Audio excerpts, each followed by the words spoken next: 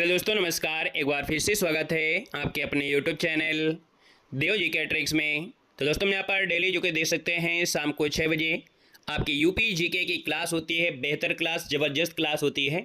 और ये आपकी है यूथ कंपटीशन टाइम्स, जो कि आपकी प्रीवियस ईयर 2025 वाली आपकी बुक आपकी है, जिसको हमने इसके पहले भी आपको सॉल्व करा दिया था। और ये आपकी रिवीजन है, और जैसे ही रिवीजन कंप्लीट होता है आपको नए सीरीज फिर आपको यहाँ पर लाई जाएगी। गुड इवनिंग, नमस्ते सभी को, जय हिंद, राधे राधे। हमारे ऐप से जुड़ जाइएगा। ऐप में भी बहुत बड़ी सुविधा कर दी गई है। सबसे पहले तो कुछ फ्री पीडीएफ है। दूसरा, हमारे ऐप में आपको जो कोर्स है वो सबसे कम दामों में है, मात्र 60 रुपये में उपलब्ध है। और उसमें आपको फ्री टेस्ट सीरीज व्यवस्था कर दी गई है। वो भी टेस्ट सीरीज कोई भी एग्जाम के लिए आपकी हो सकती है, जो आप लोग बाहर जाते हैं और टेस्ट सीरीज ही आप लोग परचेज करते हैं 300 रुपये 400 रुपये, वो आपको फ्री कर दी गई है ना, एक कोर्स के अंदर। तो आप लोग ऐप से जुड़ सकर इसका भी फ़ायदा उठा सकते हैं। ठीक है, राधे राधे भाई, राधे राधे, गुड इवनिंग, हर हर महादेव, सभी को जय हिंद। चलिए फिर स्टार्ट किया जाए। हाँ, डेली क्लास लेना है, डेली। ठीक है, चलिए स्टार्ट करते हैं। पहला क्वेश्चन आपसे कह रहा है, में से कौन सी गुफाएं हैं जो उत्तर प्रदेश में स्थित हैं? बताइएगा। उत्तर प्रदेश में जो आपकी स्थित है वो आपकी कौन सी गुफाएं हैं? क्या भीमबेटका है, या बाघ की गुफा है, बादामी गुफा है, या गुप्त गोदावरी गुफाएं हैं? बड़ा अच्छा क्वेश्चन दिया गया है। और यहाँ पर जो आपका आंसर होगा आपका होगा क्या? तो हमने तो सुना है कि सर भीमबेटका एमपी में है, बाघ की गुफाएं भी आपकी एमपी में है, बादामी गुफा कहाँ पड़ती है? बताइएगा। यहाँ पर जो आपकी बादामी गुफा है ये कहाँ पड़ती है? तो ये भी हमको नहीं लग रहा है कि बादामी गुफा होगा। यहाँ पर देखिए जो आपके गुप्त गोदावरी है ना, गुप्त गोदावरी जो आपके है चित्रकूट में है। और गुप्त गोदावरी जो आपके चित्रकूट जिले में स्थित है। तो ये दो प्राकृतिक सिंगरूपी चट्टाने हैं, है ना। माना जाता है कि भगवान राम और उनके भाई जो लक्ष्मण है ना, उन्होंने वनवास के दिनों में यहाँ पर समय बिताया था और दरबार लगाया था। तो आप कहेंगे सर यहाँ पर आंसर आपका डी राइट हो जाएगा। यहाँ छोटी सी नदी गुप्त गोदावरी है, तो आपका जो आंसर है आपका हो जाएगा डी नंबर आपका राइट हो जाएगा। आप समझ गए होंगे, क्लियर है। बाकी हमने बताया भीमबेटका एमपी में है ना। वहीं पर देखा जाए तो आपकी बाघ की गुफा एमपी में है, बादामी की गुफाएं आपकी कर्नाटक में है। बादामी की गुफाएं जो आपके हैं वो आपकी कर्नाटक है। तो अच्छा क्वेश्चन आपका था, है ना। आइएगा अगले क्वेश्चन के साथ। अगला क्वेश्चन यहाँ पर दिया गया है कि उत्तर प्रदेश के दक्षिण भाग की सबसे ऊंची चोटी आपकी कौन सी है? उत्तर प्रदेश के दक्षिण भाग। अब आप बताइएगा, मान लीजिए ये उत्तर प्रदेश है और उत्तर प्रदेश में दक्षिण कौन सा आएगा? दक्षिण में आपका ये आएगा। और जब दक्षिण में ये आएगा तो हम ये पूरा है पश्चिम, ये दक्षिण में आएगा, है ना। ये तो आपका पश्चिम आपका है दक्षिण में। तो हमने कहा सर दक्षिण में अगर देखा जाए तो दूसरे नंबर में यहाँ पर आंसर आपका हो जाएगा सोनकार, है ना। सोनाकर जो आपकी पहाड़ियां हैं ये दक्षिणी भाग में। ऑप्शन नंबर आपका सी यहाँ पर राइट हो जाएगा। दे सकते हैं कि दक्षिण भाग की सबसे ऊंची पहाड़ी सोनाकर है। ये पहाड़ी उत्तर प्रदेश की मिर्जापुर जिले में है। और याद रखिए उत्तर प्रदेश की सबसे ऊंची चोटी अगर पूछे तो आपको बताना है अमसोत है, जो कि आपके सहारनपुर जिले में है। ये यूपी की सबसे ऊंची चोटी है अमसोत, और अमसोत जो आपके कहाँ पर है? सहारनपुर में है। क्लियर हो गया है। खुश रहिए भैया, खुश रहिए, सभी को जय हिंद। आइएगा नेक्स्ट क्वेश्चन के साथ। उत्तर प्रदेश में इसके कुल भौगोलिक क्षेत्रफल का लगभग भाग वनों और वृक्षों से आपका घिरा हुआ है। 3 की अगर बात करते हैं तो आपका आंसर क्या हो जाएगा? तो लगभग आपका 9% है। हालांकि जो आपका ये क्वेश्चन है 2017 में आया था, तब से वन रिपोर्ट आपकी भारत के देखा जाए तो आपकी देखा जाए तो 19 में भी आई रही होगी, 21 में आई हुई और आपकी 23 में आई होगा। थोड़ा बहुत परिवर्तन आपको जरूर देखने को मिलता है। तो इसका आंसर आपको बनेगा सी नंबर आपका हो जाएगा। और ये जो नवीनतम डाटा है वो आपको करंट अफेयर में देखने को आपको मिल जाएगा, परेशान मत होइएगा। हमने कहा सर वर्तमान में देखा जाए तो यहाँ पर देखो हमने कहा 9 है, तो इसके हिसाब से 9.18 आपको परसेंट हो गया। तो आपका आंसर क्या हो गया? सी नंबर आपका राइट हो जाएगा। कोई बात नहीं, अगर टाइम नहीं है तो आप लोग बाद में ले सकते हैं। कह रहा है उत्तर प्रदेश का सबसे उच्चतम बिंदु कौन सा है? अब नाक मत कटाइएगा, क्योंकि अभी अभी हमने बताया कि सर उत्तर प्रदेश का सबसे उच्चतम जो बिंदु है वो आपका अमसूट चोटी है। और अमसूट चोटी जो आपकी है सहारनपुर में। देखिए ऑप्शन नंबर आपका बी यहाँ पर राइट हो जाएगा। यहाँ पर देखिए हमने कहा ये सहारनपुर में पड़ती है। अगला क्वेश्चन है कि बुंदेलखंड आर्थिक क्षेत्र में जनपदों की संख्या कितनी है? अगर हम आपसे पूछे कि सर बुंदेलखंड जो कि पानी के लिए थोड़ा सा दिक्कत रहती है, तो ये जो बुंदेलखंड है इसके अंदर जो 7 आपके जनपद हैं, हाँ ना, जो जनपद आपके वो कितने हैं? तो हमने कहा 7 जनपद हैं। और ये 7 जनपद नोट कर लिए, स्क्रीनशॉट ले लीजिएगा कि बुंदेलखंड जो आपका है इस क्षेत्र में 7 जनपद है और यहीं से एग्जाम बनते हैं। याद रखिए चित्रकूट हो गया, बांदा उससे जुड़ा है, महोबा हो गया, हमीरपुर हो गया, जालौन, झांसी, ललितपुर, है ना। तो भैया इनका जो बुंदेलखंड आपका भूभाग है वो आपके 7 है, इसको याद रखना। बुंदेलखंड में कौन? 7 जिले, चित्रकूट, बांदा, महोबा, हमीरपुर, जालौन, झांसी और ललितपुर। अगला क्वेश्चन दिया गया है कि उत्तर प्रदेश का कौन सा क्षेत्र है जो आद्यकल्पिकी प्राचीनतम शैलों से आपका निर्मित है? यहाँ पर देखा जाए तो आपका आंसर होगा क्या? ये अभी एग्जाम में क्वेश्चन पूछा भी गया था। आद्यकल्प दिया है, आद्यकल्प दिया है, तो आप कहेंगे सर ये बुंदेलखंड है। कौन है? बुंदेलखंड है। ऑप्शन नंबर आपका डी हो जाएगा। कि सर उत्तर प्रदेश का जो बुंदेलखंड क्षेत्र है आद्यकल्पिकी प्राचीनतम शैलों से निर्मित है। बुंदेलखंड मध्य भारत का एक प्राचीन क्षेत्र है जिसका विस्तार उत्तर प्रदेश और मध्य प्रदेश में है और इसका प्राचीन नाम जोजाक भुक्ति था। ये कितनी बार क्वेश्चन पूछा गया है कि सर यहाँ पर देखा जाए बुंदेलखंड जो आपका है इसका प्राचीनतम नाम पूछा गया था, आरओ एग्जाम में पूछा भी गया था। तो हमने कहा सर जोजाक भुक्ति आपका इसका आंसर है, क्या हो जाएगा, इसका प्राचीन नाम है। क्लियर है। आइएगा नेक्स्ट क्वेश्चन के साथ। क्वेश्चन आपसे दिया गया है, कह रहा है सर जी कौन सा सही सुमेलित नहीं है, कौन सा सही सुमेलित नहीं है। देखते हैं पहला ऑप्शन, कह रहा है सर लखीमपुर खीरी की जब बात करते हैं तो अधिकतम भौगोलिक क्षेत्रफल वाला जो जनपद है वो आपका लखीमपुर खीरी है। सोनभद्र की जब बात आती है तो अधिकतम वन आच्छादित जो आपका वनों से घिरा है वो आपका सोनभद्र है। सीतापुर की बात करते हैं तो न्यूनतम भौगोलिक क्षेत्र है, क्या ये बात सही दी गई है, जल्दी से बताइएगा।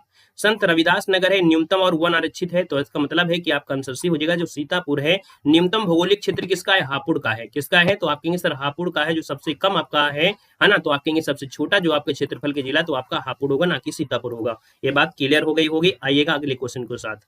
हाँ, अगर पूछे सीतापुर में तो सीतापुर में दोस्तों अनुसूचित जाति जो आपकी एससी की संख्या है, एससी की संख्या जो सर्वाधिक है वो आपके सीतापुर में है, याद रखिएगा। बात क्लियर हुई। अगला क्वेश्चन दिया गया है कि सर किस शहर को, है ना, उत्तर प्रदेश की किस शहर को पूर्व का ग्रास के नाम से जाना जाता है। तो दोस्तों ये बताइएगा पूर्व का ग्रास के नाम से अगर हम पूछ ले तो आपका आंसर क्या होगा, तो आप कहेंगे सर कन्नौज का नाम सुना होगा। यहाँ पर आंसर आपका डी दिया गया है कि सर जो आपका कन्नौज है, कन्नौज को पूर्व का ग्रास कहते हैं। यहाँ पर देखा जाए तो भैया यहाँ पर जो कन्नौज एक प्राचीन नगर है जो कभी हिंदू साम्राज्य की राजधानी के रूप में प्रतिष्ठित रहा है। माना जाता है कि कन्यकुब्ज ब्राह्मण मूल रूप से इसी स्थान के रहने वाले थे, है ना। सम्राट हर्षवर्धन के शासनकाल में कन्नौज अपने चरम उत्कर्ष पर था। वर्तमान काल में यह नगर गुलाब जल, है ना, इत्र और अन्य सुगंधित पदार्थ बनाने के लिए प्रसिद्ध है। वर्तमान कन्नौज शहर अपने इत्र व्यवसाय के लिए अलावा तंबाकू के व्यापार के लिए भी जाना जाता है। यहाँ मुख्य रूप से कन्नौजी भाषा आपकी बोली जाती है। तो ढेर सारे आपने यहाँ पर क्वेश्चन को समझा। आएगा नेक्स्ट क्वेश्चन के साथ। क्वेश्चन आपसे दिया गया है कि उत्तर प्रदेश का निम्नलिखित में से कौन सा जिला है जो बुंदेलखंड क्षेत्र का हिस्सा है। अभी बताया था कि 7 जिले हैं जो बुंदेलखंड में आते हैं। क्या चंदौली है, आप कहेंगे नहीं सर यहाँ पर महोबा आपने बताया था। इतना तो जानकारी आपको होना चाहिए, है ना। हमने कहा सर महोबा जो आपका है वो आपका बुंदेलखंड में बताया था ना कि आपका महोबा, चित्रकूट ये जो आपके आते हैं, है ना। हमीरपुर हो गया, जालौन हो गया, झांसी हो गया, ललितपुर हो गया, बांदा हो गया, ये सब आते हैं। आइएगा नेक्स्ट क्वेश्चन के साथ। क्वेश्चन आपसे अगला पूछा गया है, सूची फर्स्ट को सूची सेकंड से यहाँ पर सुमेलित करना है। देखिएगा यहाँ पर नंगा पर्वत है ना, हिमालय की चोटी है और आपका राज्य दिया गया है। अब आप ये बताइएगा कि सर ये जो नंगा पर्वत आपका पड़ता है वो आपकी कहाँ पड़ता है, जल्दी से बताइएगा, फटाफट बताइएगा। नंगा पर्वत है, इसको हम मिलाएंगे जम्मू कश्मीर के साथ, तो आप कहेंगे सर जम्मू कश्मीर। नंदा देवी की बात करते हैं तो नंदा देवी आपको उत्तराखंड में मिलेगा, तो यहाँ पर आपका 3 हो जाएगा। कंचनजंगा पूछे तो आपका सिक्किम हो जाएगा। बड़ा आसान क्वेश्चन था। हमने कहा सर 10 नंबर का ऑप्शन क्या आएगा, तो आप कहेंगे 1, 3, 2 आपका आंसर यहाँ पर राइट हो जाएगा, है ना। अगला क्वेश्चन आपसे कह रहा है कि सर किस शहर को अभी तक राष्ट्रीय राजधानी क्षेत्र में सम्मिलित नहीं किया गया है। दोस्तों यहाँ पर देखा जाए तो राष्ट्रीय राजधानी क्षेत्र आपको एनसीआर, है ना, एनसीआर में हमने बताया था कि यूपी में 8 जिले हैं और 8 जिले में शामली जो था, है ना, वो आपका 8वां था। लेकिन यहाँ पर पूछे कि यहाँ पर जींद है, करनाल है, अलीगढ़, मुजफ्फरनगर, इसका मतलब है कि जो आपका हरियाणा है, दिल्ली है, आपका यूपी है, ये इसमें से आपके आते हैं। तो इनमें से कौन सा जिला है, तो आप कहेंगे सर यहाँ पर देखा जाए तो आपका आंसर जो आपका अलीगढ़ है, अलीगढ़ इसमें से आपका नहीं है। अब देखिएगा कि उत्तर प्रदेश के अलीगढ़ जिले को अभी तक राष्ट्रीय राजधानी क्षेत्र में नहीं सम्मिलित किया गया है। देखिए राष्ट्रीय राजधानी क्षेत्र में देखा जाए सम्मिलित जो क्षेत्र है वो आपका देखो दिल्ली है। उत्तर प्रदेश के 8 जिले, है ना, गाजियाबाद, गौतम बुद्ध नगर, बुलंदशहर, मेरठ, बागपत, हापुड़, मुजफ्फरनगर, शामली ही आपकी यूपी में आते हैं। हरियाणा के देखो फरीदाबाद है, गुड़गांव है, मेवात है, रोहतक है, सोनीपत, रेवाड़ी, झज्जर, पानीपत, पल्लवन, महेंद्रगढ़, भिवानी, जींद, करियाल, राजस्थानपुर के भरतपुर, अलवर इसमें से आपके आते हैं। तो ये जो आपके हैं कहीं ना कहीं आपके किस में आते हैं, एनसीआर में आते हैं। अगला क्वेश्चन दिया गया है कि सर बुंदेलखंड नामक जो क्षेत्र है वो किस सीमा के अंतर्गत आता है। अब आप बताइएगा बुंदेलखंड क्षेत्र। अगर ये समझ गए तो हम समझेंगे कि बुंदेलखंड से बनने वाले जो भी क्वेश्चन होंगे आप उसको आसानी से बता सकते हैं। तो हमने कहा सर बुंदेलखंड जो क्षेत्र आपका आता है ना, वो हमने बताया कि आपका जैसे बांदा है, चित्रकूट है, तो क्या बिहार से सीमा लगाएगा, क्या नेपाल से सीमा लगाएगा, क्या उत्तराखंड से लगाएगा। आप कहेंगे सर उत्तर प्रदेश और मध्य प्रदेश की सीमा से सटे हुए आपके ये आपके कह सकते हैं जो कि आपके बुंदेलखंड आपके हैं, तो इसका आंसर आपका भी राइट हो जाएगा। क्लियर हो गया। अगला क्वेश्चन आपसे दिया गया है, हमने कहा फिर से एक बार याद रखिएगा कि सर यहाँ पर 11 जिलों की सीमा एमपी से लगती है, जो कि इटावा, जालौन, झांसी, आगरा, ललितपुर, महोबा, है ना, बांदा, चित्रकूट, प्रयागराज, मिर्जापुर और सोनभद्र, ये आपके 11 जिला कहाँ से हैं, तो आपके कहेंगे सर एमपी से हैं। यहाँ पर देखा जाए उत्तर प्रदेश के दक्षिण में 7 आपके ऐसे जनपद हैं, है ना, 2 संभाग, और उत्तर प्रदेश के 13 जनपद में 3 संभाग, लगभग 1.5 लाख वर्ग ये आपका फैला है, और बुंदेलखंड क्षेत्र के नाम से उसको जाना जाता है ना। यहाँ पर झांसी संभाग में जैसे झांसी, ललितपुर और जालौन है, और चित्रकूट संभाग जिसका मुख्यालय बांदा में है, तो वहां पर चित्रकूट, आपका बांदा, महोबा, हमीरपुर। तो 4 ये जिले और 3 ये हो गए, कितने हो गए, 7 आपके ही, याद रखेगा। इसमें पूरा डिटेल दे दिया है इसमें, है ना, इसके बारे में।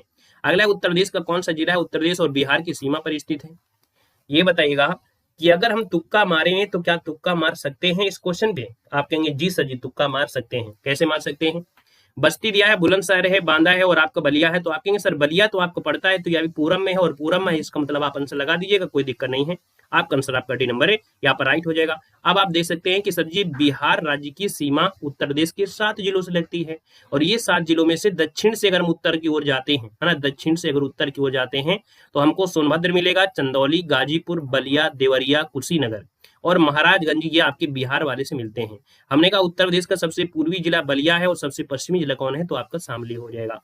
यहाँ तक आपका जो सफर रहा वो बढ़िया रहा। अगला क्वेश्चन आपके सामने है कि कौन सा देश है उत्तर प्रदेश राज्य के साथ एक अंतर्राष्ट्रीय सीमा आपका साझा करता है। तो कौन सा देश उत्तर प्रदेश राज्य के साथ, तो भाई देश की बात है तो इसका आंसर भी हो जाएगा, इसमें कोई दिक्कतें नहीं है।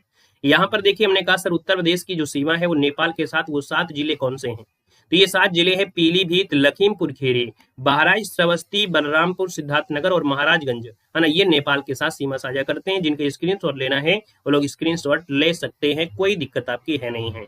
आएगा उत्तर प्रदेश का निम्नलिखित में से कौन सा जिला है इस राज्य के अन्य जिलों से घिरा हुआ है, यानी किसी भी अन्य राज्य व देश के साथ सीमा साझा नहीं करता है। देखिए 15 नंबर में, तो आप कहेंगे सर ये जो आपका हरदोई है ना, हरदोई, ये जो हरदोई है वो किसी भी राज्य व देश के साथ सीमा साझा नहीं कर रहा है, जो अन्य देशों के साथ है। यहाँ पर देखा जाए तो आपका सही होगा, इसके बारे में पढ़ लीजिएगा। तो उत्तर प्रदेश का जो हरदोई जिला है किसी अन्य राज्य या देश के साथ सीमा साझा नहीं कर रहा है। हरदोई जिसके पूरब में सीतापुर है, पश्चिम में फर्रुखाबाद है, कन्नौज उत्तर में है, लखीमपुर खीरी, शाहजहांपुर दक्षिण, उन्नाव लखनऊ से घिरा हुआ है ना। तो ये जो आपका है जिला अन्य राज्य से, है ना, या देशों के साथ आपका नहीं लगता है, ये खुद के ही आपके जो जिलों से आपका जुड़ा हुआ है ना। अगले क्वेश्चन पर आते हैं। क्वेश्चन आपसे अगला पूछा गया और आपसे कह रहा है उत्तर प्रदेश के निम्न जिले की सीमा मध्य प्रदेश के साथ सीमा साझा नहीं करती है। तो हमने अभी बताया था कि सर जी उत्तर प्रदेश के 11 आपके ऐसे हैं जिले जो एमपी के साथ लगते हैं। यहाँ पर प्रयागराज है, मिर्जापुर, आगरा, इटावा, झांसी, ललितपुर, बांदा, चित्रकूट, सोनभद्र, जालौन, ये एमपी के साथ सीमा साझा करते हैं, है ना। तो आपका आंसर क्या हो गया, तो यहाँ पर आंसर आपका क्या हो जाएगा, जल्दी से बताइएगा। 16 नंबर में, तो हमने कहा 16 नंबर में नाम लिया है अलीगढ़ का, तो अलीगढ़ तो इसमें से आपका नहीं दिख रहा होगा, दिया नहीं दिख रहा है। आइएगा नेक्स्ट क्वेश्चन के साथ। क्वेश्चन दिया गया है कि उत्तर प्रदेश की भौगोलिक सीमा सर्वाधिक राज्यों को स्पर्श करती है, निम्न से कौन सा राज्य इनमें से आपका शामिल नहीं है। चलिए देखिए 17 नंबर में, तो 17 में देखो आपको उत्तराखंड से लगता है, मध्य प्रदेश से लगता है, झारखंड से लगता है, उड़ीसा से नहीं लगता है। आपका आंसर बी राइट हो जाएगा। यहाँ तक का सफर आपका बिल्कुल सही रहा। अब आइएगा नेक्स्ट टॉपिक में। नेक्स्ट टॉपिक जो आपका आ गया है वो आपका आ गया है जलवायु और मृदा से आ गया है ना। जलवायु और मृदा से यहाँ पर आपकी क्वेश्चन है, यहाँ पर आ गया है। एक ट्रिक होती है जो होती है कौन, जल कल, है ना, जल का ल। यहाँ पर जलोढ़ मिट्टी है, लेटेराइट मिट्टी है, काली मिट्टी है, और एक कौन होता है भाई, बची हुई जो मिट्टी होगी वो आपकी होगी, मैक्सिमम आपको यही मिट्टी आपको देखने को यहाँ पर मिलेंगी, जो कि आपके पूरे भारत की अगर बात करते हैं। यहाँ पर उत्तर प्रदेश में किस प्रकार की जलवायु है, तो हमने कहा उत्तर प्रदेश में जो जलवायु है वो आपकी उष्ण कटिबंधीय मानसूनी आपकी है। कैसी है, उष्ण है, उष्ण कटिबंधीय मानसूनी है। यहाँ पर आंसर आपका ए नंबर है, राइट हो जाएगा, ए नंबर आपका बनेगा। यहाँ पर देख सकते हैं उत्तर प्रदेश में 9 विभिन्न जलवायु क्षेत्रों के साथ उष्ण कटिबंधीय मानसूनी जलवायु पाई जाती है। राज्य में अधिकांश वर्षा मानसून के मौसम में होती है, जो कि जून से सितंबर माह तक रहता है। यूपी के दक्षिण पूर्व और पूरब में लगभग आपकी 100 मिलीमीटर वर्षा आपकी होती है ना। आइएगा नेक्स्ट क्वेश्चन को। क्वेश्चन आपसे दिया गया है कि उत्तर प्रदेश में प्रमुखता किस प्रकार की मिट्टी पाई जाती है। यहाँ पर जवाब देना है। हमने कहा दूसरे नंबर का ऑप्शन है, यहाँ पर जलोढ़ मिट्टी होती है। आपका ए नंबर इसका राइट हो जाएगा। हम देखो आपके साथ टाइम नहीं काटते हैं, पहले ही बोल दिया है कि हमको अगर टाइम काटना हो तो एक चैप्टर में अगर 15 क्वेश्चन है तो 15 क्वेश्चन को पढ़ाकर आपकी क्लास को खत्म कर दें, लेकिन हमको आपके साथ टाइम नहीं काटना है। हमारा मतलब है कि जितना हमारे लिए समय मिला है वो हम आपको ले दें, है ना। शिक्षक की एक गरिमा होती है और एक प्रकार से देखा जाए एक जिम्मेदारी होती है कि अपनी जिम्मेदारी को बराबर बनाए रखने के लिए, है ना, कभी भी आप पर आंच ना आए और कभी ना लगे आपको कि हाँ देव सर ऐसे हैं कि नहीं वो हमारे साथ टाइम काट रहे हैं।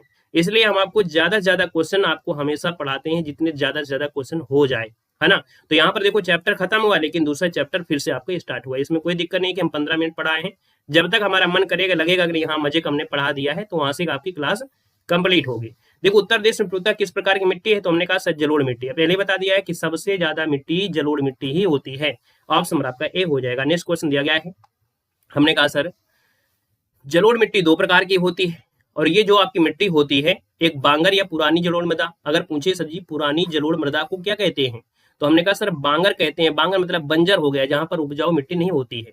वहीं पर जो नवीन जलोढ़ मृदा होती है उसको हम लोग खादर कहते हैं, है ना। और ये तराई वाली क्षेत्र में जब हमेशा बारिश आती है तो कहीं ना कहीं बाढ़ आती है, और जब बाढ़ आता है तो कहीं ना कहीं मिट्टी उपजाऊ हो जाती है ना। अगला क्वेश्चन आपका दिया गया है, कह रहे सर जी उत्तर प्रदेश का जो बुंदेलखंड क्षेत्र में उच्चतम औसत तापमान इस तथ्य के कारण है कि ये निकट है।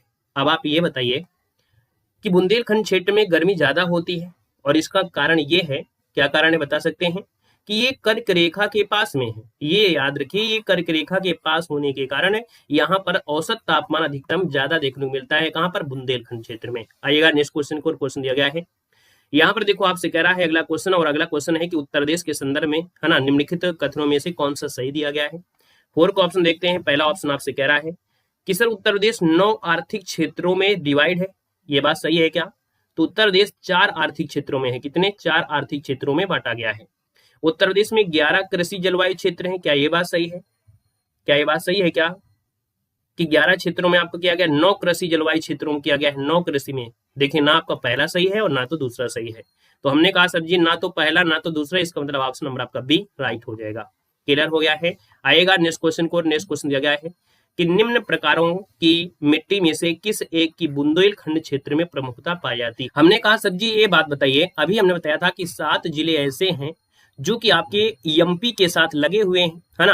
तो हमने कहा यूपी तो आपका ये लग रहा है, और यहाँ पर आपका एमपी आपका लग रहा है। तो कहीं ना कहीं यूपी के ऐसे जिले जो एमपी के साथ लग रहे हैं, तो एमपी में जो आपकी मिट्टी होगी वो कहीं ना कहीं काली मिट्टी मिल जाती है। कौन, काली मिट्टी मिल जाती है। तो अब यहाँ पर आप बताइएगा क्या जलोढ़ मिट्टी लगाएंगे, यहाँ पर कहेंगे सर काली कपास मिट्टी। आपका आंसर नंबर ए राइट हो जाएगा। क्या हो जाएगा, काली कपास मिट्टी आपका आंसर राइट हो जाएगा। अब देखिएगा कि बुंदेलखंड क्षेत्र में 2 प्रकार की मिट्टी होती है, एक तो काली मिट्टी होती है। काली मिट्टी में 2 प्रमुख वर्ग की मिट्टी होती है, एक होती है काबर और दूसरी होती है मार मृदा। इस तरह की मिट्टी में जल धारण क्षमता बहुत अधिक होती है और उत्पादन क्षमता भी आपकी अधिक होती है। क्लियर हो गया, कौन काबर हो या मार मृदा है, इसमें आपकी उत्पादन क्षमता ज्यादा होती है, इसमें पानी को धारण क्षमता, है ना, ज्यादा समय तक बना रहता है इसमें पानी। एक मिट्टी आपकी लाल मिट्टी भी आपकी, जैसे झांसी वाला एरिया जाएंगे तो इस मिट्टी को राकर और यरुआ 2 समूह में विभक्त किया जाता है। इस मिट्टी में जल धारण क्षमता और उत्पादन क्षमता बहुत कम होती है। मतलब ये है जो काली मिट्टी होती है इसमें उत्पादन ज्यादा होता है, और लाल मिट्टी में उत्पादन क्षमता आपकी क्या होती है, कम होती है। इस मिट्टी की बृहद संरचना, इसके कारण इसे भू कटाव और अधिक हो जाता है ना, भू कटाव अधिक होता है। तो ये बातें आपको समझ में आ गई, इसीलिए पूरा पॉइंट आपको समझाते चल रहे हैं कि एक भी दिक्कत ना हो, है ना। मतलब पढ़ने के बाद ये ना लगे कि हमको छूट गया है। आइएगा नेक्स्ट क्वेश्चन की ओर। उत्तर प्रदेश के भाबर क्षेत्र में किस प्रकार की मृदा पाई जाती है। देखिए भाबर क्षेत्र आपसे पूछा, और भाबर क्षेत्र होता कैसा है भाई। आपको मालूम है कि हमारे यहाँ पर अधिकतर नदियां हिमालय से निकल कर आई हैं, है ना। कहाँ से, हिमालय से निकल कर आई हैं। मान लो अगर हम यहाँ पर हिमालय से नदी आपकी आती है, तो हिमालय में कंकड़ पत्थर आपके होते हैं, बड़े बड़े पहाड़ होते हैं। ये पहाड़ों से जब पानी आता है तो ये पत्थर कटते हैं, छोटे छोटे टुकड़े आते हैं, और कहाँ जमने लगते हैं, जहाँ थोड़ा समतल एरिया होते हैं, तो यहाँ पर ये पत्थर क्या होने, जमने लगते हैं, है ना, इकट्ठा होने लगते हैं। और जब पत्थर होते हैं तो आपको पानी महसूस नहीं होता, ये पानी इन पत्थरों के नीचे होते होते प्रतीत होगा, मतलब आ जाएगा, और यहाँ पर जब आ जाएगा तब दिखेगा कि हाँ पानी आ रहा है। तो ये जो ककड़ीली पथरीली वाली एरिया है, जो ककड़ीली पथरीली वाली एरिया है, ये भाबर क्षेत्र होता है। आपका आंसर क्या हो गया, सी नंबर यहाँ पर राइट हो जाएगा। अब यहाँ पर देखो जो दलदल वाली एरिया होगी, है ना, बिल्कुल दलदल वाला एरिया होगा, दलदल वाला एरिया होता है, वो कौन सा एरिया होता है, वो तराई क्षेत्र होता है। कौन होता है, जो तराई क्षेत्र होता है वो दलदल वाला होता है। तो इस किनारे आपको मिट्टी ज्यादा दिखाई देगी, वो दलदली एरिया होगा, दलदली वाला होता है तराई क्षेत्र। क्या बोलते हैं उसे, तराई क्षेत्र कहते हैं। तो इसके नीचे आपको मिलेगा तराई क्षेत्र। राधे राधे भाई, राधे राधे। आइएगा नेक्स्ट क्वेश्चन को, लाल मिट्टी मुख्यतः पाई जाती है उत्तर प्रदेश में, जो लाल मिट्टी है वो पाई जाती है। 7 की अगर बात कर ले तो आप कहेंगे सर 7 का ऑप्शन इनमें से राइट क्या हो जाएगा। जल्दी बताइए 7 के ऑप्शन में से क्या हो जाएगा। तो हमने कहा सर मिर्जापुर और जो आपका झांसी वाला है, यहाँ पर आंसर सी हो जाएगा। आप लोग झांसी गए होंगे तो देखे होंगे कि यहाँ पर पहाड़ वगैरह जो भी आपके होते हैं वो कहीं ना कहीं लाल आपके होते हैं, तो इसका आंसर आपका सी हो जाएगा, मतलब मिट्टी जो आपको लाल लाल दिखाई देगी। यहाँ पर देखिएगा कि सर ये जो मृदा होती है लाल, है ना, जो लाल मृदा होती है वो कहीं ना कहीं देखो जैसे प्रयागराज, झांसी, मिर्जापुर, सोनभद्र, चंदौली जिलों में आपको मिलेगी। इस मृदा का जो निर्माण हुआ है वो आपके बालू में जो आपके लाल चट्टान होते हैं उनके टूटने फूटने से होता है। इस मृदा में नाइट्रोजन, फास्फोरस, चूना और जैव तत्वों की कमी होती है और लोहे की अंश ज्यादा होती, तभी तो ये कठोर होते हैं। भाई आप बताइएगा कि जो आपकी ये चट्टाने टूटेंगे तो उन चट्टानों में कोई उपजाऊ मिट्टी थोड़ी होती है, तो भाई उनमें नाइट्रोजन, फास्फोरस, चूना और यही उपजाऊ चीजें होती हैं। और जब यही चीज नहीं होंगे तभी तो खेत में बोलते हैं डीएपी डालते हैं, खेत में आपकी यूरिया डालते हैं और यूरिया में नाइट्रोजन होता ही होता है। तो ये चीजों की कमी होती है और मजबूत होती है, इसलिए आप कहेंगे लोहा की ज्यादा मात्रा होती है। ठीक है, आइएगा नेक्स्ट क्वेश्चन की ओर। लवण प्रभावित मृदाएं मुख्य रूप से उत्तर प्रदेश के किन मंडलों में पाई जाती है? 8 नंबर आपसे कह रहा है। यहाँ पर अगर 8 की बात करते हैं तो दोस्तों ये जो आपका आगरा है और जो आपका अलीगढ़ है, यहाँ पर आंसर नंबर आपका ये होगा। अब यह है क्या समझिएगा कि उत्तर प्रदेश के बांगर मृदा वाले क्षेत्र में, उत्तर प्रदेश में बांगर मृदा क्षेत्र, अब देखिए कि बांगर मृदा होता है जहां पर उपजाऊ मिट्टी होती नहीं है, पुरानी जलोढ़ मिट्टी, जो पुरानी जलोढ़ मिट्टी होती है उसे बांगर कहते हैं। तो बांगर मृदा क्षेत्र में भूमि के समतल होने और जल निकासी का उचित प्रबंध नहीं होता है। नहरों से सिंचाई किए जाने और वर्षा की कमी और लवण युक्त जल की से सिंचाई की अधिकता, जुताई एक ही गहराई तक करते रहने और क्षारीय उर्वरकों के लगातार प्रयोग से, है ना, कारण से लगभग 10% जो आपकी भूमि है ऊसर हो जाती है, जो कि प्रदेश के जैसे अलीगढ़ है, मथुरा है, आगरा है ना, आपके मैनपुरी, कानपुर, उन्नाव, है ना, आपके इटावा, बरेली, सुल्तानपुर, प्रतापगढ़, जौनपुर, प्रयागराज जिलों में आपकी होती है, जिनमें से देखा जाए तो लवण युक्त जो मिट्टी होती है कहीं ना कहीं थोड़ा बहुत उपजाऊ कम हो जाती है ना। आइएगा नेक्स्ट क्वेश्चन को, क्वेश्चन दिया है कि निम्नलिखित स्थानों में वर्षा ऋतु में कहाँ सर्वाधिक वर्षा होती है? अब इनमें से बताइए कि इनमें से वर्षा सबसे ज्यादा कहां पर होती होगी? 4 ऑप्शन है। 4 ऑप्शन में हमने कहा सर जी गोरखपुर आपका है। यहाँ पर देखा जाए तो गोरखपुर आपके पूर्वी भाग में, और पूर्वी भाग में आपकी बारिश तो होती ही होती है, तो आप कहेंगे सर आंसर आपका सी हो जाएगा। और कम बारिश कहां पर होती है? आपकी कम बारिश होती है मथुरा क्षेत्र में होती है, तो हम कहेंगे सर जी कम पूछे मथुरा, ज्यादा पूछ रहा है तो गोरखपुर आपका आंसर राइट हो जाएगा। नेक्स्ट क्वेश्चन दिया है उत्तर प्रदेश में सशस्त्र जलवायु क्षेत्रों की संख्या कितनी है? सशस्त्र जलवायु क्षेत्रों की जो संख्या है ना, सशस्त्र जलवायु क्षेत्रों की जो संख्या है वो आपकी कितनी है? जल्दी से बताइएगा। वेरी गुड, 10 नंबर है। बिल्कुल सही है। यहाँ पर 10 नंबर का जो ऑप्शन आ गया वो आपका सी हो जाएगा, 9 होती है। ये 9 जो आपके है कौन है? कुछ तरीके भैया इसे सफल बनाए। देखिए 9 आपकी कृषि जलवायु क्षेत्रों में बांटा गया है। अब ये बांटा जाता है किस आधार पर? तो देखिए जैसे कृषि को प्रभावित करने वाले कारकों में जैसे मृदा हो गई, पहले मिट्टी हो गया, है ना, मिट्टी के प्रकार हो गए, वर्षा, तापमान, जल, मानव संसाधन आदि के आधार पर इनको बांटते हैं 9 कृषि जलवायु क्षेत्रों में से। तो एक तो हमने कहा सबसे पहले भाबर वाला एरिया, फिर तराई हो गया, पश्चिमी मैदान, मध्य पश्चिमी, दक्षिण पश्चिमी, समशुष्क, मध्य मैदान, बुंदेलखंड क्षेत्र, उत्तर पूर्वी मैदान, पूर्वी मैदान, विंध्य क्षेत्र, ये आपके 9 हैं जो सशस्त्र जलवायु क्षेत्र में आपके आते हैं। अगला क्वेश्चन दिया गया है कि सर मृदा जिसमें मुख्य रूप से पोटास की कमी रहती है उत्तर प्रदेश के किस जिले में पाई जाती है? हमने कहा पोटास डाला जाता है खेत में उर्वरक क्षमता से, मतलब उससे पैदावार ज्यादा हो।